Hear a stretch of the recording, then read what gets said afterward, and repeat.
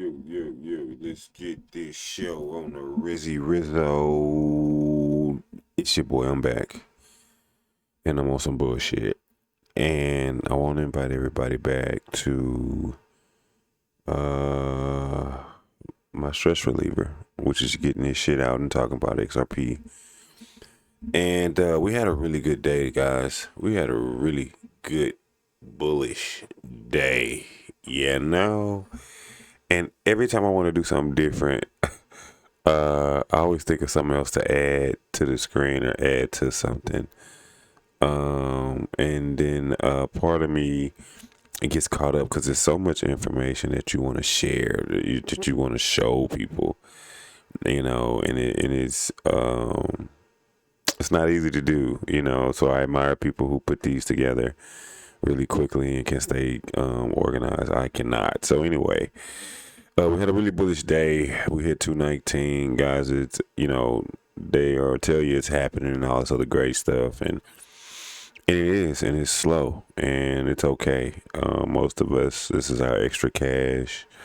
Most of us, it's not. Um, we're small fish compared to some people who have thousands of dollars in this thing, and it's going to be life changing money for them if it hits $5. Shoot, if it hits, you know, some of it is going to be life changing money for people if it hit $10, depending on how much you bought. But I really do believe in this process, and most people who click on this video are already XRP enthusiasts and just looking for the newest content, the newest voice to say great things about XRP, and you found another one. But what was very interesting that happened Monday was that and I wanted to talk about it. What happened Monday? They opened up 15 to 40,000 account set transactions. So they opened up some wallets, and so I asked about this, and it basically said multiple enemy sources confirmed this is an institutional infrastructure setup. And I'm like, what? Look. I was like, what? So I'm like, man, could this be it? The ETF launch inflows, 67 million. That's confirmed. They can't tell us what's on the exchanges, but the ETFs are doing good. And, I thought Grayscale was going to hit a little bit harder, but hey, it is what it is. I won't make no excuses because Canary kicking everybody ass. Again, his carry speaking of them, they made some type of announcement today. I can't remember what it was, but listen, if we can get down with the get down game. I mean, we had good news today as well. Like, listen, we had what's my other one? Okay, yeah.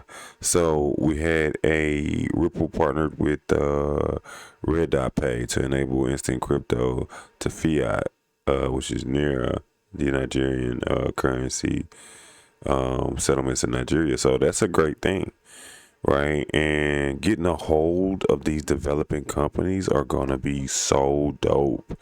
Because basically what we're telling them is like, listen, you're going to save so much money because you don't have to pay these fees. Use us. And then it's going to just spread. The one thing that I looked up, and I think it's about $1,600 per transaction that they do out of Nigeria per cross border is about like kind of like the average or whatever. So I'm like, man, I wonder how much I wonder what the price amount for that XRP is, which I shouldn't because it's probably the recent price that we are now. So it's not really moving the market, but I wonder what would be ideal. You know what I mean? Like, okay, if they're using this much just to move that, which you could just say, okay, well, we're using 1,100 XRP. Well, is that efficient? Are you using droplets to send that 1,000? That's what I mean. Like, what's the most efficient travel speed for XRP? Is it a droplet or is it an XRP? Is XRP at 10 and then you do a droplet for 50 cent? Like, wait a minute, let me know what's up. Like, So that's where my mind goes with that. When I think about like, okay, so if Nigeria is doing it, how much are they keeping a $5,000 token? You know, are they or would they go faster if they had a $5 token? You see what I'm saying? So I really wish I had that type of metric, which I could probably ask about, but I don't want to. I don't want to. I don't want to do all that right now. But I'm just excited to be getting this off my chest. So anyway, we had the red dot, and then we had Singapore received an update, major payment institution, license, expanding service. So Ripple can do that damn thing in Singapore, which is banks, which is inflow, which is them letting everybody know, hey, we're versatile. And it's crazy to say that, hey, we're getting a big piece of what Ripple can do with XRP by just buying the XRP. Isn't that crazy? Right. Like I know, like Gillinghouse is using XRP, but XRP is really using him as well. You know, it's a symbiotic relationship. You know, he's making these moves, letting them know like, hey, I can go get liquidity. I can blow the whistle on this whole thing and have it be $100 tomorrow. You know what I mean? Like that's why I don't. That's why he doesn't talk much and he doesn't give out a whole bunch either. He's definitely upset with the banks being pushing back on them and what they're trying to do. So, on-chain metrics, large transfers detected, mostly internal Ripple wallets management and escrow locking. They did the $1 billion XRP release today, and they locked up 700 million, right? And net release 300 million. This is standard, so 300 million, and then we still ate that up. We didn't ate that up and went up, you know. So the market's doing a little bit better. The one thing that I did want to cover, because I was in a couple of Reddit threads, and I was thinking about, okay, obviously I'm not the first person to ever think about this, but since we're all on XRP and going hard on XRP, like what else should we be investing in as far as like the government rails and things that'll be going on chain that are going to need their own specific areas? Because like everything's probably going to be on XRP, but there's different chains that do different things that might reap the benefit. I'm thinking, right? Because all these little BS coins are gonna go away. Like all this little, you might have one or two. You may have like one or two meme coins, but I think meme coins are gonna turn into like your baseball cards and your basketball cards. Those are gonna be like your meme coins, right? And like autograph stuff or like concert tickets or sign. It's gonna be like an open market eBay. It's gonna be crazy in the future, and I can't wait to get there. But and then all your real world tokens. Like so, I made a little list of them. Right, things that were regarding the financial rail. Right, so we got Chainlink, you got Quant. Um, you got Ondo Finance, and I'll go over the sections here in a second. You got Megado, Deo, MKR, Luggage, Real World Asset Vault System, accepts tokenized U.S. Treasuries. So that's another one. Hedera, XDC, Algorand, Stellar. Right. The one I was really interested in, and I'm gonna take a look at here, is Real T. Fractional real estate ownership, tokenized physical properties, investing, earn rental income. I thought that was really interesting. I think that's something that's real. I think that's something that could be like a real thing. You know what I mean? Like, because that's where the world is going. That is definitely where it's going. If you guys want to take a bigger, closer look at what I'm looking at here, so. Again, Chainlink is pretty high right now. Quant is pretty high right now, but that's your infrastructure, which is weird. But this is other than XRP, right? I think real estate is going to be huge, and I want to jump right in on these. So, matter of fact, as soon as I get off this, I'm going to go try to invest in these, and I wonder how much they are right now. And then you got DeFi, lending and credit. So you got Maple Finance, Goldfish. I'm gonna take a look at all these. I'm gonna get ahead of it, right? Because see, they're not gonna be looking at credit score, like they're a whole other animal. And they might. I might have to look into it. But I wanna see what what their criteria is. Like, hey, you're holding a certain amount of coins or tokens that have a specific future value. If you lock those up and say that you're going to keep these tokens for this amount of years, we'll do this for you. You know what I mean? Like, man, I can see it. You know, like, and it might not be worth now because everybody can go buy their own. But maybe when these tokens hit 45 and $50, it'll be better to go to a fintech and say, hey, you can take 20 of my tokens, give me $5,000 or give me $20,000 and stake my tokens, and then boom, you know, you the interest is played with the yield, and then I make my payments regular with my tokens or with another token or with cash from your work, like, which will eventually be tokens anyway, because banks are trying to have their own internal token, which I thought that was a weird thing. But anyway, yield tokenizations, Pendle, I think Flare should be on here too. But Pendle, commodities, Pax Gold, tokenized gold, each token backed by 1 troy ounce of gold. Kind of weird.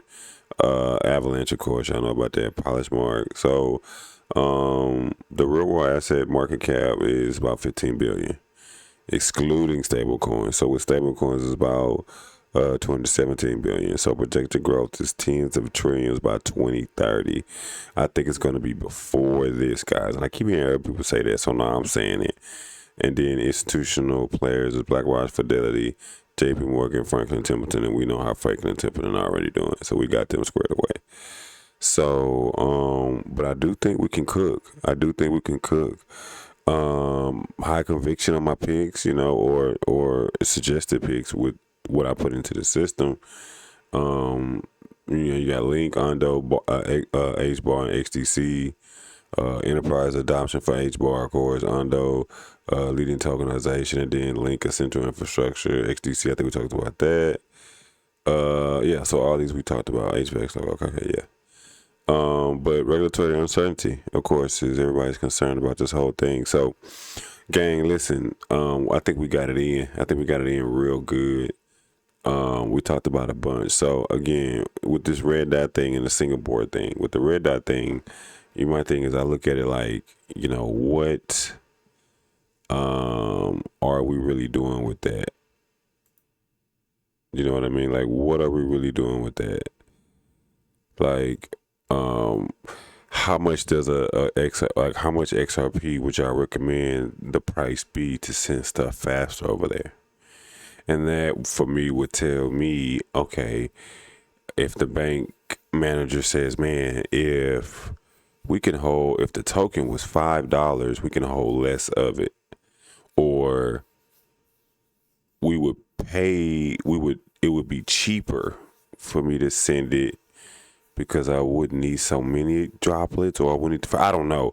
That's what I would love an explanation on, is like, how do the banks decide how much XRP they need?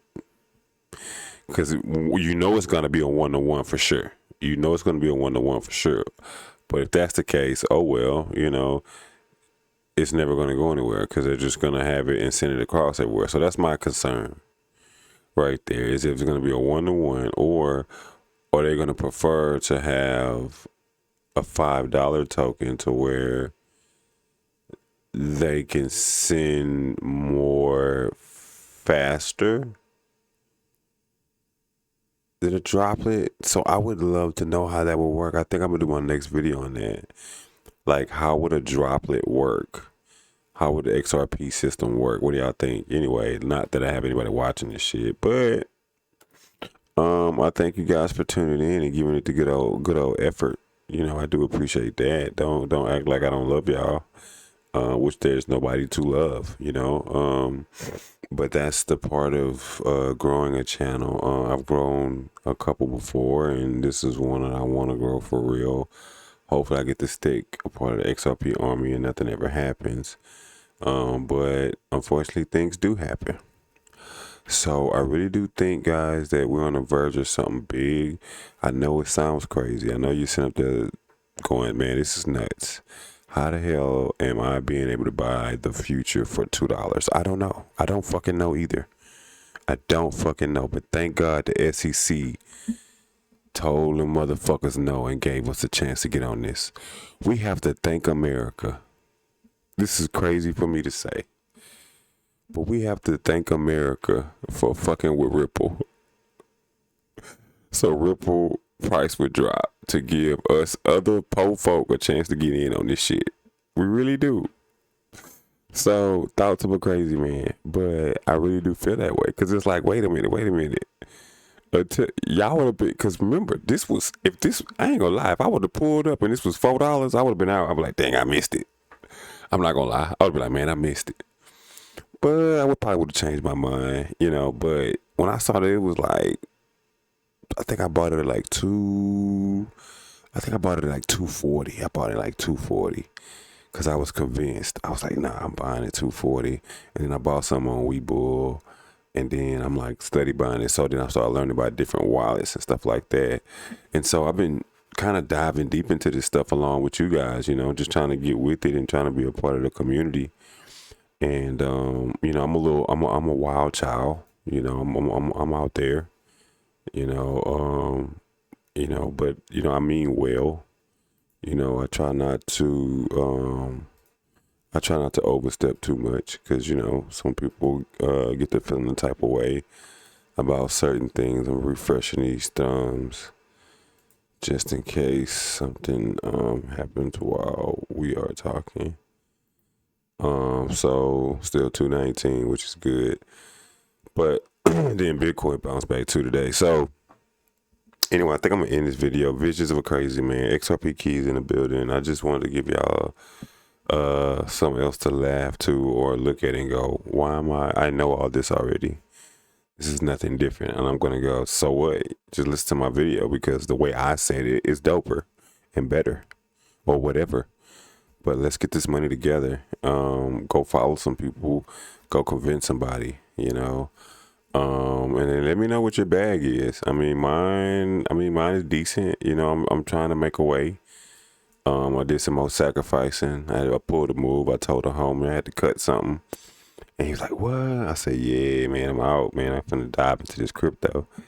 And he was like, oh, man, it's big. I said, well, hey, man, if I believe in it, man, there's a chance of, 10, 10x, 20, 30x my money and be a part of something on the bottom, for the future. Like, this is for my son's son's son, because I'm at least put 10 to the side for the rest of my life and then say, okay, and catch you when you're $10,000 in the future, and my son hopefully be more than that. But you know what I mean? Like,